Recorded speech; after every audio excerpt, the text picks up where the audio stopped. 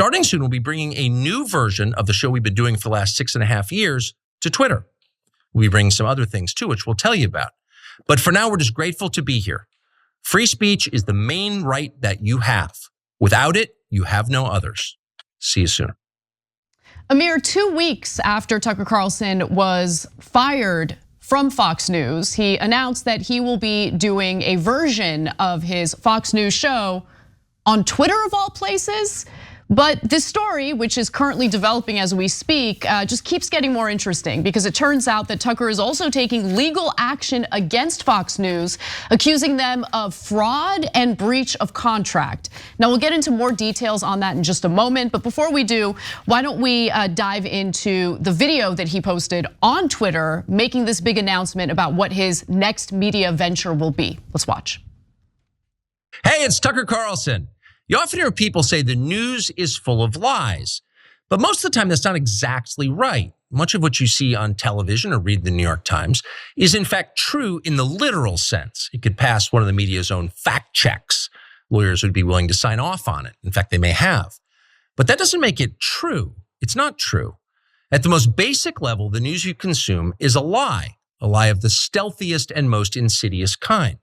Facts have been withheld on purpose, along with proportion and perspective. You are being manipulated. How does that work? Let's see. If I tell you that a man has been unjustly arrested for armed robbery, that is not, strictly speaking, a lie. He may have been framed. At this point, there's been no trial, so no one can really say. But if I don't mention the fact that the same man has been arrested for the same crime 6 times before, am I really informing you? No, I'm not. I'm misleading you.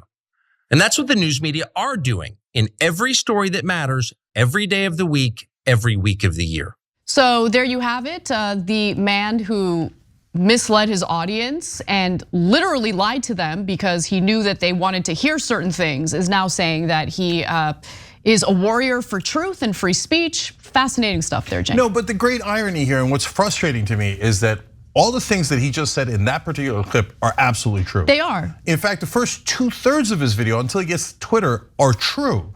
He tells you what we tell you all the time. In fact, he's almost copying us, almost word for word, in what our criticism of mainstream media, and by the way, Fox News and the rest of corporate media is. The problem is, he's the biggest liar on TV. We have the text absolutely positively proving it. So this guy's a master manipulator. He tells you something that at its core that is true, and then uses it to lie to you. It's amazing. He's a master propagandist, but there's more video and more discussion of what he's gonna do next. So while he talks about the importance of speaking freely, he implies pretty heavily in this video that he was unable to speak his mind or speak freely while he was at Fox. What's it like to work in a system like that? After more than 30 years in the middle of it, we could tell you stories. The best you can hope for in the news business at this point is the freedom to tell the fullest truth that you can. But there are always limits. And you know that if you bump up against those limits often enough, you will be fired for it. That's not a guess, it's guaranteed. Every person who works in English language media understands that. The rule of what you can't say defines everything. It's filthy, really, and it's utterly corrupting. So I have a lot to say about that because fact of the matter is, regardless of where you work, whether it's pressure from your employer or pressure from your audience, the ability to speak freely in this country right now is it's incredibly difficult to do. Let's just keep it real, right? In his case, I mean, it seems like he's making an accusation against Fox News, but let's also remember, Cenk, that he felt that he needed to lie to the audience about the election being stolen from Donald Trump because he knew that was exactly what they wanted to hear. He wanted a reporter who fact-checked one of Trump's tweets to get fired because the audience didn't like that. That was negatively impacting the value of Fox News's stock, right? So like, whether it's the audience or the employer, free speech in the context of news in America is real difficult to come by. So his critique, again, the second part of the video, 100% agree. It is corrupting. You do have limits. You will be fired. So I wasn't fired, but I was pushed out because of a very similar situation at MSNBC. Those things are all true. But then he, if all you did, The great irony, guys, is if all you did was watch that video, you would have the same problem that he explained in the first part that we showed you.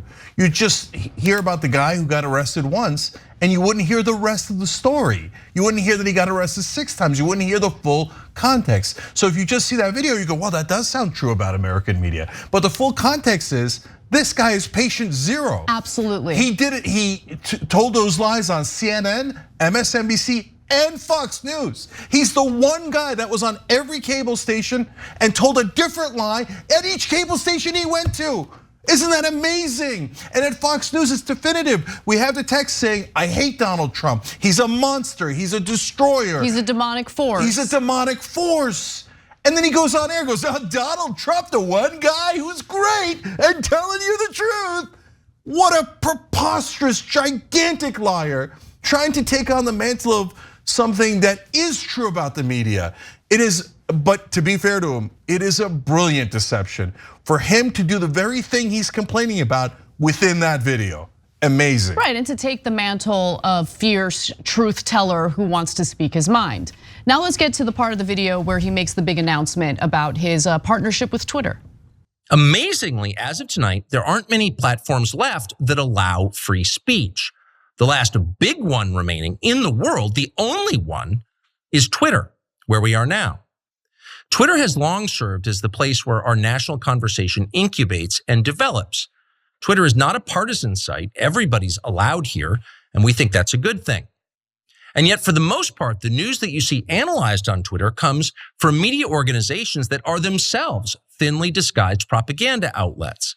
You see it on cable news, you talk about it on Twitter.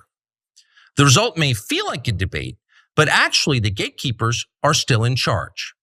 We think that's a bad system. We know exactly how it works, and we're sick of it. Starting soon, we'll be bringing a new version of the show we've been doing for the last 6.5 years to Twitter. We'll be bringing some other things too, which we'll tell you about. But for now, we're just grateful to be here. Free speech is the main right that you have. Without it, you have no others. See you soon. So he is planning to forego the rest of his Fox News contract, meaning what remains of the money that they're supposed to pay him as a result of his contract, which is up in January of 2025. So it's definitely gonna be more than $20 million. But he is also, again, pursuing legal action against Fox News and is accusing them of breaching the contract first, which makes the exclusivity clause invalid, according to him. So I'm gonna give you more details about that impending legal action in just a moment. But Cenk, it's curious to me that he's going in this weird Twitter direction when Twitter's been malfunctioning quite a bit. No. Like, what's going on? No, I totally get it. The minute I saw it, I was like, of course, I should have thought of that earlier. Why?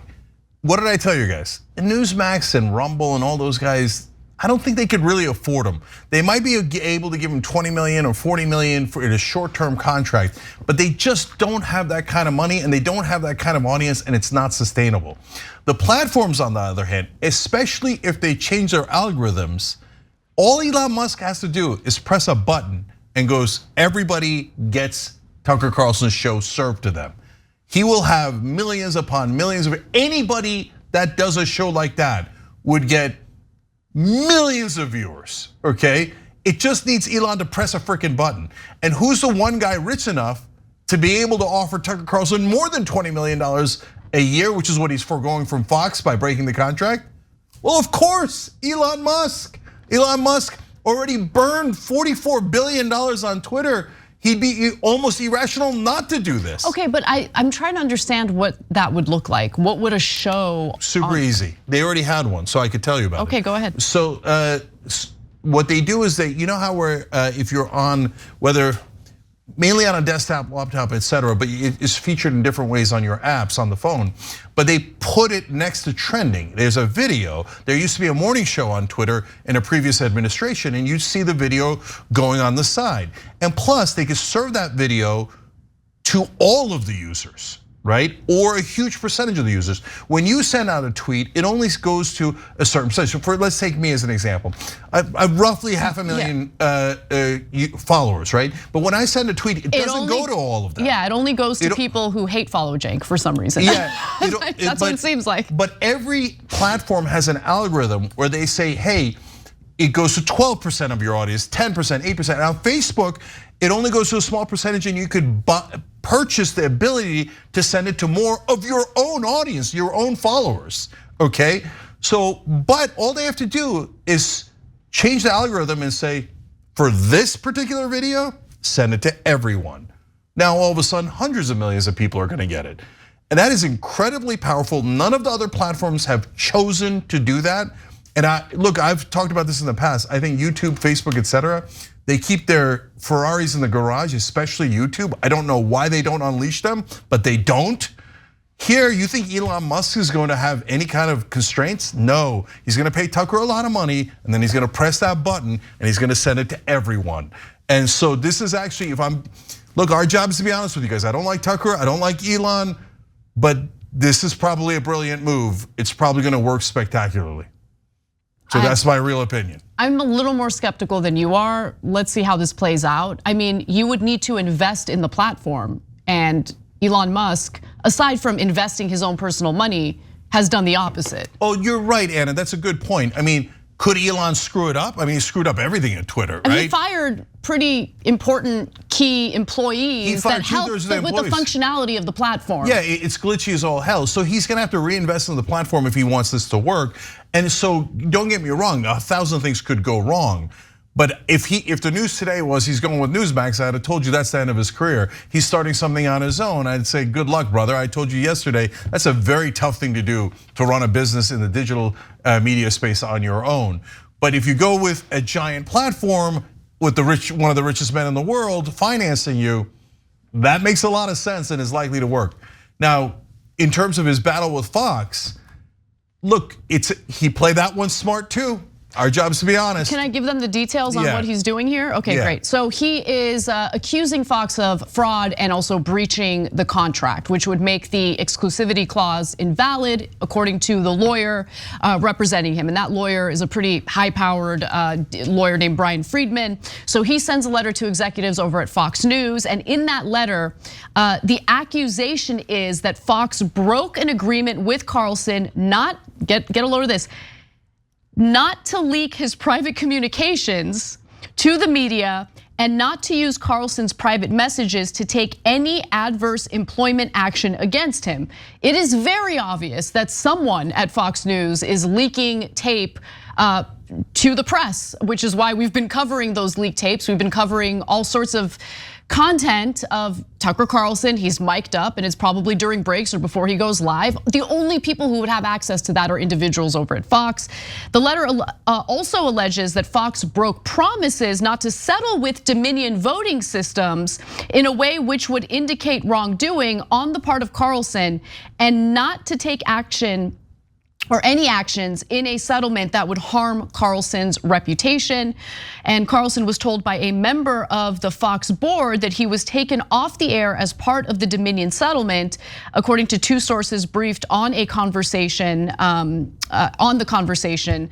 they spoke to Axios about this. Carlson is also claiming, finally, that Briganti, who's one of the executives over at Fox, Fox's longtime communications and PR chief, attempted to undermine, embarrass, and interfere with Carlson's future business prospects, which he maintains would constitute another breach of his employment contract. So that is what he's accusing them of.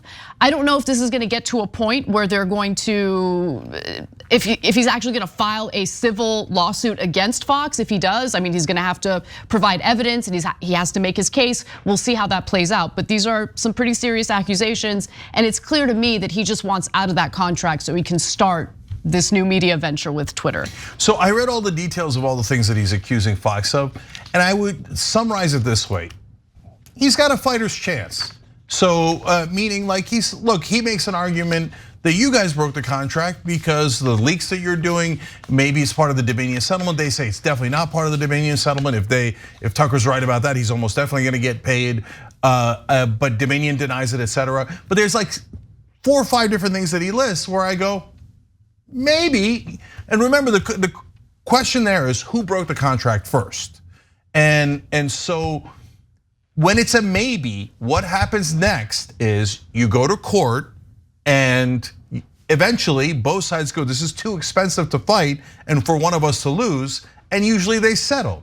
So then what's gonna happen? Tucker's gonna get the money from Elon Musk, and then he's probably gonna settle with Fox News and get a big chunk of money.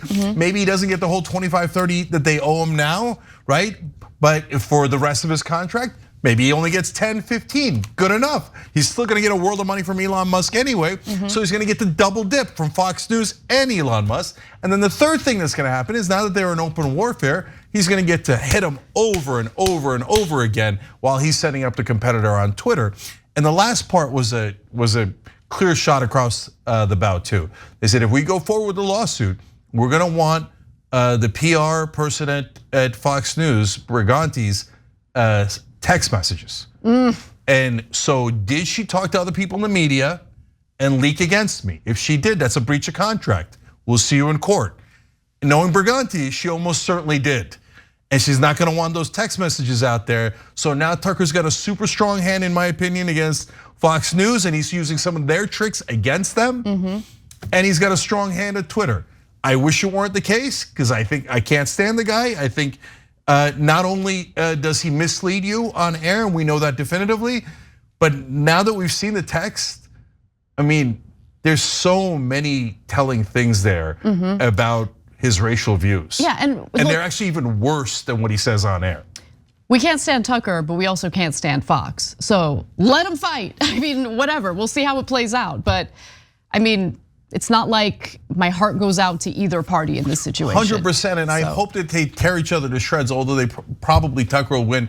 But my point is, even though we don't like Tucker or Elon Musk or Fox, our job is to be honest with you.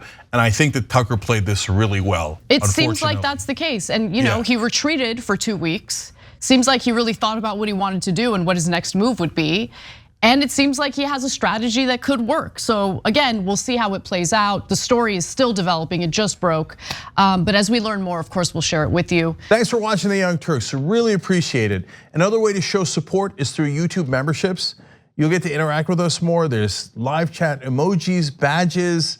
You've got emojis of me, Anna, John, JR. So those are super fun. But you also get playback of our exclusive member-only shows and specials right after they air. So all of that, all you gotta do is click that join button right underneath the video. Thank you.